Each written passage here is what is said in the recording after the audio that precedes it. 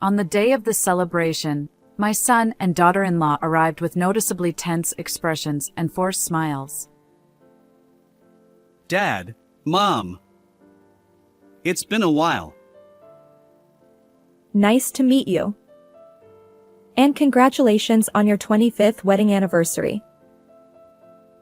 Welcome.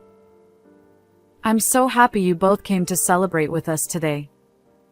I responded cheerfully, trying to help them relax. I went all out and prepared dinner for you two who came from afar. What? You, Dad?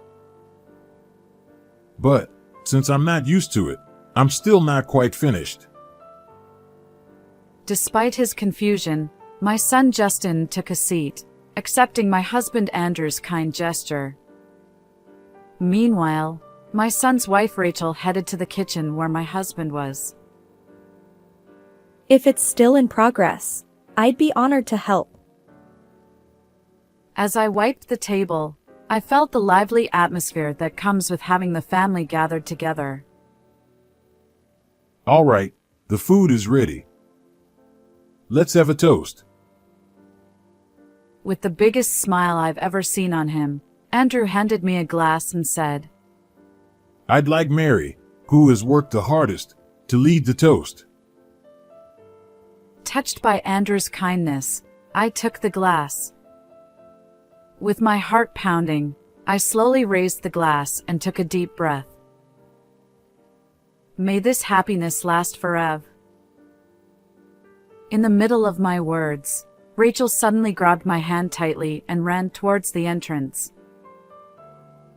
Run away now.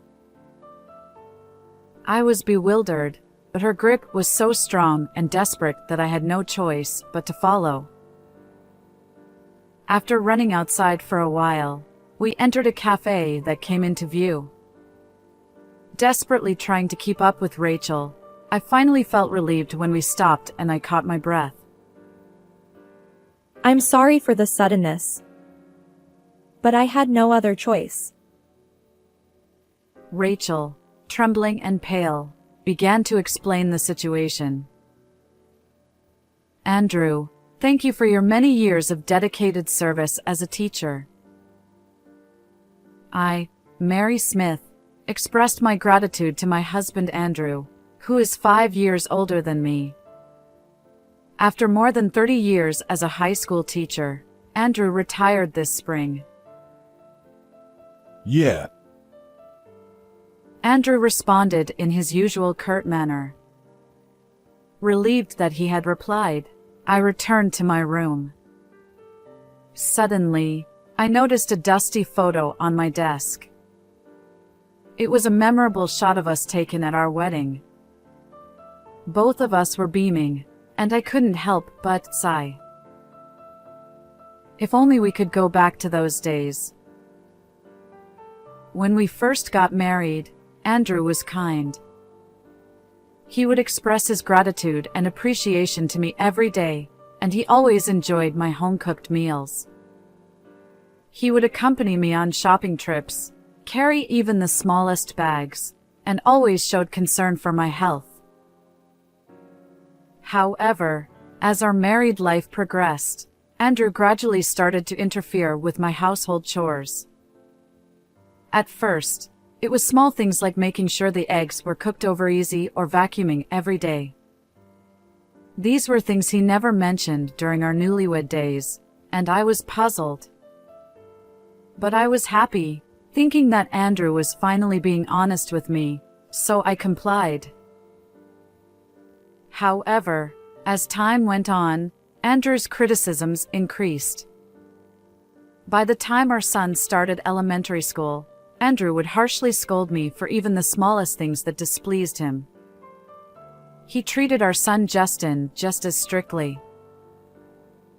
If you have time to play, you should study. You're a boy, so don't cry no matter what.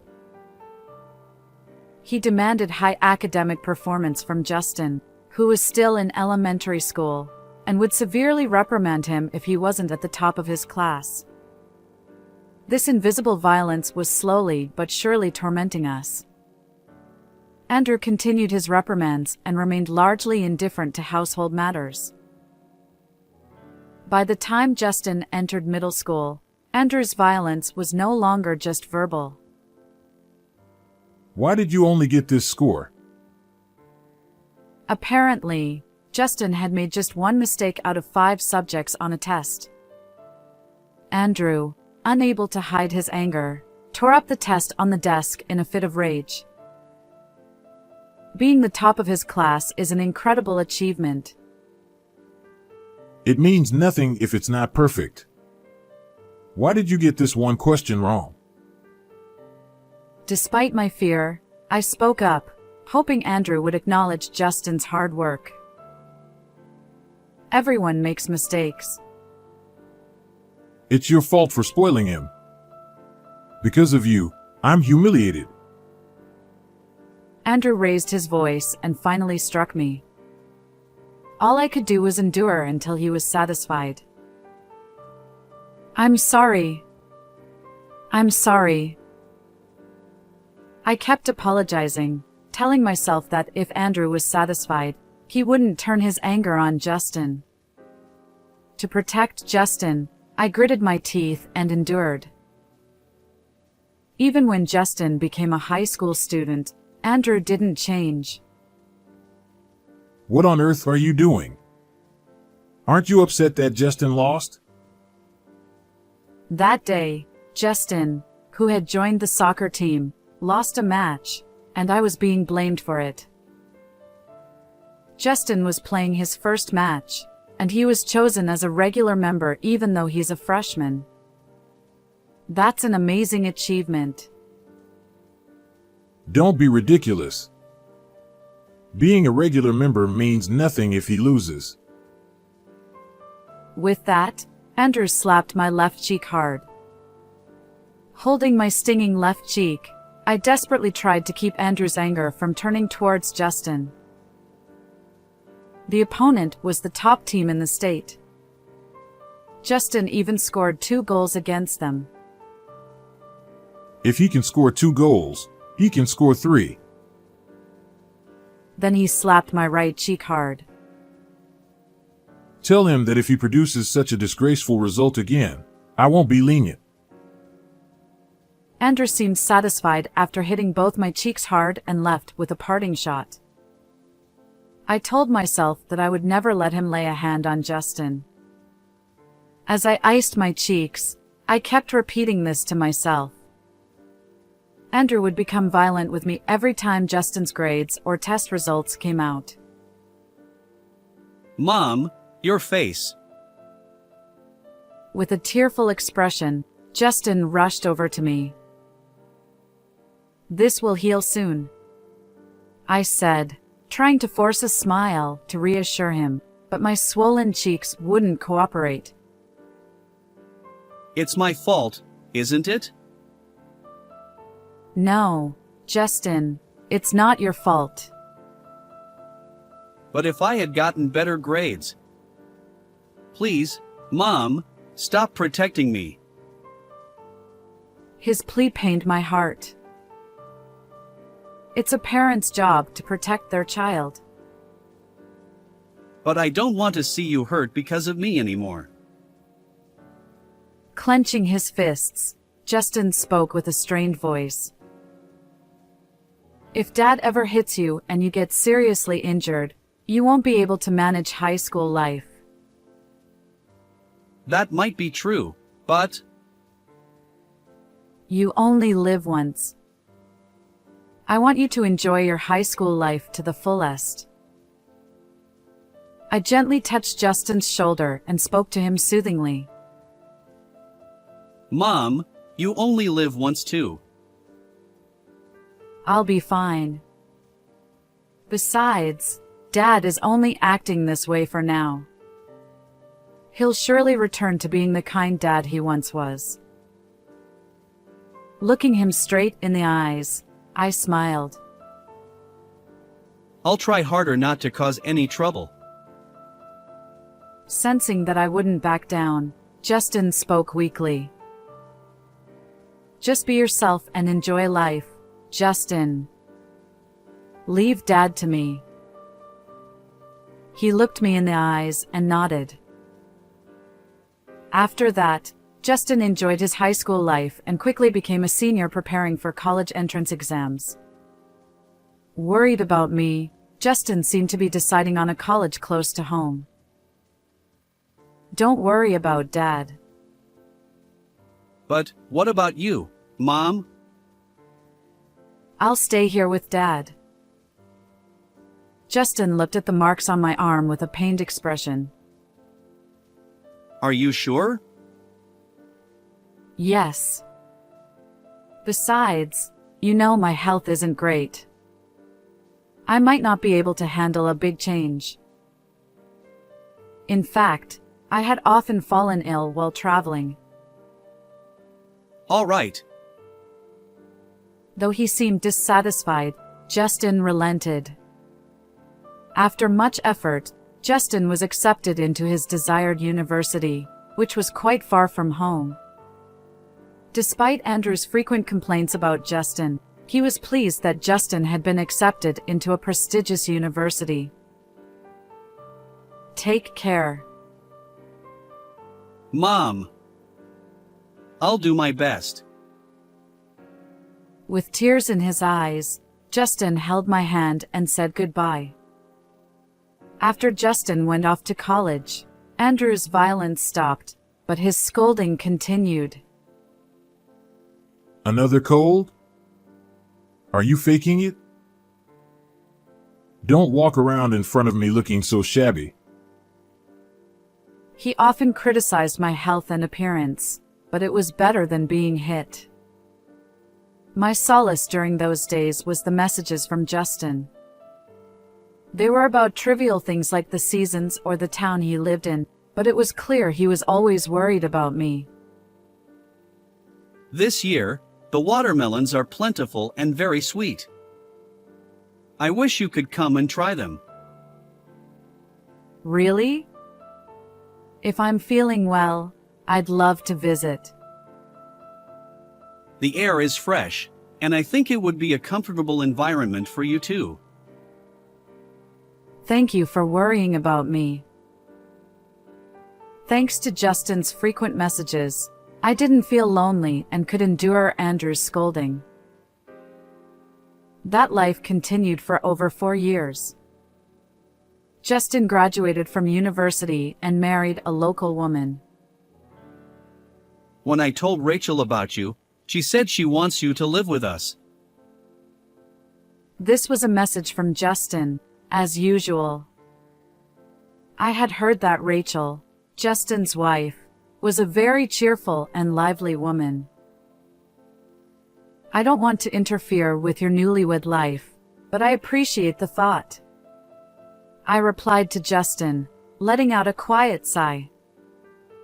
I still held on to the faint hope that Andrew would someday return to being the kind husband he once was, so I had no intention of going to live with Justin. It'll be okay, it has to be okay. I muttered like a mantra, enduring Andrew's scolding. Hey, where did you put my socks? My mantra had no effect, and Andrew's verbal abuse rained down on me mercilessly every day. The socks are right there. Not these. Today is an important day. I can't go out in these worn-out socks. He complained about socks that had only been worn 2 or 3 times. But these are the newest socks you have. You're completely useless. It's common courtesy to iron socks every day so they don't get wrinkled. If it's the same tomorrow, you won't get off easy. Leaving behind these unkind words, Andrew left the house. Knowing he wouldn't look back, I hurriedly called out, "Take care." He expects so much from me, I have to meet his expectations. I told myself, ignoring the pain in my heart as I went about my chores. After enduring Andrew's unreasonable demands alone for several years, Today has finally come. Andrew, who has reached retirement, seemed to have become a bit more gentle. It would be a lie to say I wasn't anxious about spending more time with him in the future. Still, I hated myself for trying to force kindness into his actions and still searching for the man he used to be. Unable to let go of my anxiety and faint hope, I rarely approached the living room during the day when Andrew was there. I watched TV when he was in his room. A program introduced a dish that Andrew might like, so I decided to make it for dinner. I turned off the TV and got ready to go shopping. Even though it was April, the forecast said the high would be 41 degrees Fahrenheit, so I dressed warmly. Just as I was about to leave the house as usual, Andrew called out to me from behind. Wait a minute. I'll come with you to carry the bags. What? I almost dropped my bag in surprise at his unexpected words. It'll be cold if you walk. I'll drive. Watching Andrew hurriedly prepare, I wondered if this was a dream and pinched the back of my hand. I chose my hand so he wouldn't notice, but it probably hurt more than my cheek would have. Come to think of it, I haven't been verbally abused at all today. All right, let's go. As I got into the car, prompted by Andrew, he said something even more surprising. You can rely on me, you know. I reflexively replied, okay, unable to believe this was the same Andrew as yesterday. What on earth had happened? Seeing me shiver from the cold, Andrew quietly turned on the heater. Thank you. Andrew glanced at me and smiled. It was the first time in decades that I had seen him smile. It had been so long that I was so surprised I quickly looked away. 5 minutes into the drive, Andrew spoke again. I'm sorry for everything. I was stressed from work and took it out on the family. I see. Given his job as a teacher, he must have been under a lot of pressure from students and their parents. I'm a terrible person. Instead of being someone you can rely on, I've hurt my precious family. I'm the worst. Seeing Andrew's apologetic expression, tears naturally welled up in my eyes. The kind husband I believed in had returned. Thank you for working so hard for us. I've always known you're a kind person and I've always believed in you. I'm lucky to have such a wonderful wife. Andrew smiled shyly, and I couldn't help but smile back. Thank you. Let's continue to take care of each other. Of course. From that day on, Andrew worked to make up for the past. I don't know if it will make up for everything, but I want to help you, Mary. With a serious expression, Andrew said this and took the initiative in household chores, always considering my health. You've been a great help. Thank you so much. I thought to myself, I'm glad I kept believing. As the months passed and the season of fragrant osmanthus arrived again, Justin and his wife decided to come to our house to celebrate our silver wedding anniversary. Do you think it's okay for Rachel to meet Dad? Justin was worried about Andrew's behavior right up until their visit. Don't worry. He doesn't say harsh things to me anymore. In fact, he's very kind now. Really? Until now, I had visited Justin and his wife alone, but this was the first time they were coming to our house. If you're that worried, I'll let you talk to Dad. I thought that hearing Andrew's words might change Justin's mind, even though he was nervous on the other end of the phone. Hello, Justin? I handed the phone to Andrew, and they exchanged awkward greetings. Justin, I'm sorry for everything. I was always on edge from work stress and took it out on you and Mom. I couldn't see Justin's face on the other end, but from Andrew's tone, I could tell that some of the tension had eased. After a few more minutes of conversation, Andrew hung up the phone, looking satisfied. Since they're coming from far away, I want to host them myself. Andrew. The relationship between Andrew and Justin wasn't exactly great. However, I was genuinely happy that Andrew was trying to make amends, even now.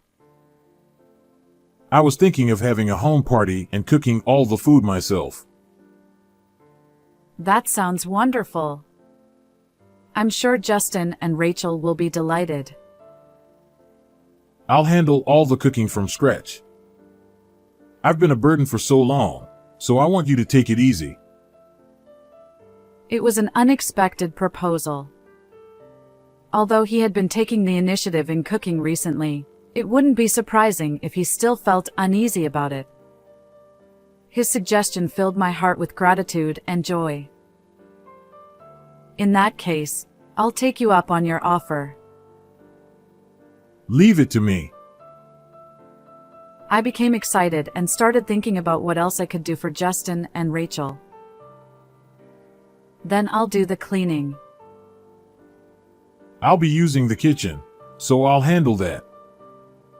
Could you take care of the rest of the house? Got it. And so, we worked together to prepare for Justin and Rachel's visit. On the day of the visit, Justin and Rachel arrived with visibly tense expressions and forced smiles. Dad, Mom. It's been a while. Nice to meet you. And congratulations on your 25th wedding anniversary. Welcome. I'm so happy you both came to celebrate with us today. I responded brightly, trying to help them relax. To have caught such a beautiful wife, Justin has really grown up. Andrew also spoke to Justin in a friendly manner. Dad. Justin seemed deeply unsettled by his father's newfound gentleness, something he had never experienced before. I went all out and prepared a meal for you two who came from far away. What? You did, Dad? But I'm not used to it, so I'm still not finished. Shrugging his shoulders, Andrew showed his left hand covered in band-aids, indicating how many times he had cut his fingers. Thank you. I'm happy just with the thought. Though still bewildered, Justin took a seat, trying to accept Andrew's gesture. Meanwhile, Rachel headed towards the kitchen where Andrew was. If it's still in progress, I'd be honored to help. As I wiped the table, I felt the lively atmosphere that comes with having family gathered together. Seeing Rachel actively engaging with Andrew brought a natural smile to Justin's face. Watching this, I felt very happy too. All right, now that the food is ready, let's have a toast. Andrew, wearing the biggest smile I've ever seen, handed me a glass. Mary, who has endured the most, should lead the toast. Touched by Andrew's kindness, I took the glass. My heart pounding, I slowly raised the glass and took a deep breath.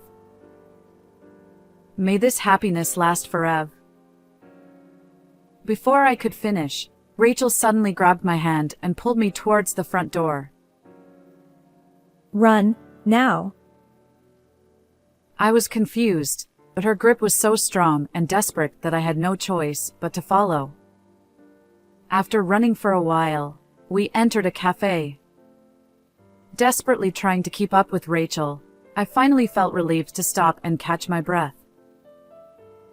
I'm sorry for the suddenness, but I had no other choice. Rachel, trembling and pale, began to explain the situation. What? As I listened, I felt the blood drain from my face. According to Rachel, when she was preparing the drinks and tried to carry the glasses, Andrew was unusually resistant. I secretly observed his actions so he wouldn't notice. Rachel said that Andrew, looking around nervously, poured a drink into one of the glasses and then chopped something into it. It was monkshood. Monkshood. Yes. I enjoy hiking, and the mountains can be surprisingly dangerous. She explained, rubbing her arms with both hands. I study dangerous plants and things you shouldn't eat in the mountains, so I recognized it immediately. Even though I had never seen monkshood before, I knew it was poisonous. I had thought the pretty purple thing in the glass was just decorative, but it turned out to be poison. Shocked by this horrifying revelation, I was paralyzed with fear. My thoughts were interrupted by a call from Justin. Mom, are you okay? Yes, I'm fine. Are you safe, Justin? Somehow. I just got a message from Rachel explaining everything. I'm so glad you're safe, Mom. With a sigh, Justin told me what had happened at the house. Dad was in shock for a while, probably not expecting you to leave. He seemed to be stunned by my escape, not even noticing Justin nearby. Then he suddenly snapped out of it and rushed out of the house, so he might be looking for you. The cafe we're in is located in a maze of alleys, so it won't be easy for him to find us. Still, I couldn't shake off my anxiety. But don't worry. I installed a location tracking app on Dad's phone. When Justin left home, he had given us phones to stay in touch easily. I put it there just in case, but I never thought it would be useful in this way. Justin, with a bitter smile, seemed to be struggling to contain his anger at what his father had tried to do.